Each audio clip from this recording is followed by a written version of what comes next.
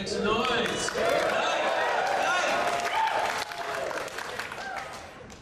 Hey, my name is Gerr. I'm a partner at Chemoactive. Chemoactive is a brand actualization and invigoration consultancy.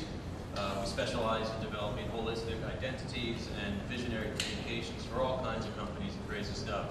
Two important words there, actualization and invigoration. Actualization is all about new initiatives. We come up with crazy ideas and we got to bring them to market. Invigoration, resuscitation, there's a lot of things that suck and they need first aid.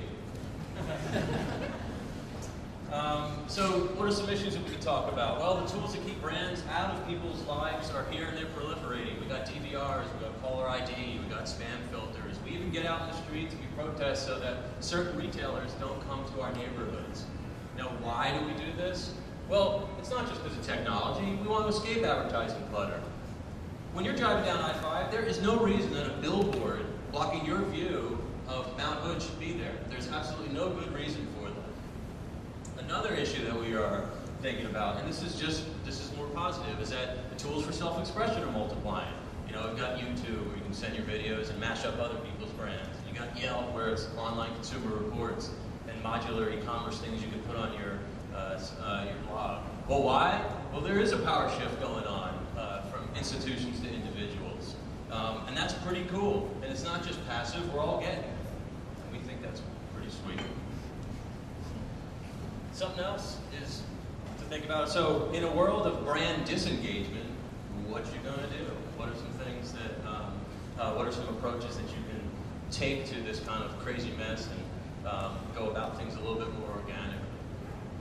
Well, at Chemo, we believe brand is behavior, and that is, there are only two things that matter to your brand, and that is value delivery and values resonance. Value delivery. What value delivery is that whatever you do, if it's a product or service, kick ass at doing it. Make it very well. That's why you're in business, right? That's where all the passion comes from. That's where when you do good things, people are going to spread the word about it. As far as values resonance, we are now at a time where people, when you look at products on the shelf, you have a value system. Even when you're buying like toilet paper, you know, am I going to buy the 100% recycled? Am I going to buy the locally produced? Am I going to buy some premium brand because they're giving money to breast cancer? These are things that we think about, and we're all conscious of it. Well, and it goes deeper than that. There is a gap between consumers and corporations. Corporations believe that if they are profitable, they are being a good citizen.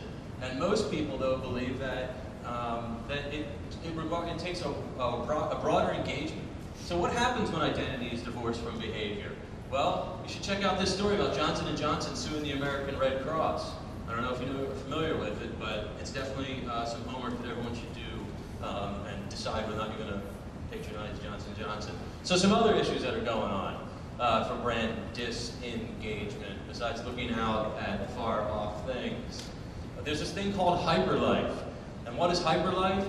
Well, we all have like these multiple personas that we're engaged in. I'm here, I'm real, this is the real me, you think so, right? But then I get on my I am, and then I start emailing people. And then there might be, I get on Second Life and I have an avatar, or we might have a daughter who's on Barbie Girls.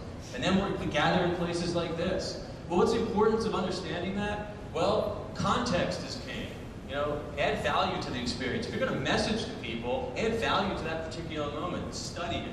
The other important thing is study the cultural landscape. And I'm not just talking about reports. I'm talking about things like understanding people who consume counterfeit goods. Well, what can we learn from them? Are these people victims? Are these people dupes? Or are we all communicators when we buy this stuff? You know, we're saying, hey, there's literacy. We value brands.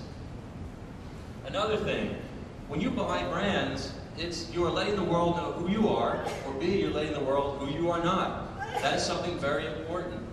If you buy Nike over Adidas, you're telling the world something, regardless of what you may think. You might buy it on sale, but that's okay. Creative. We all have heads, we have hearts, and we have guts, and we need to learn to respect those things. You know, respect the head, touch the heart, and satisfy the gut with some good old stew.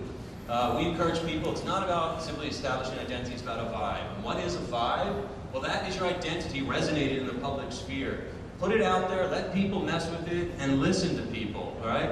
The last thing I will leave you with is a quote from my partner, Mo. And his quote is that it's not about taking your product to market, it's about letting your customers take your product to market for you. Thank you.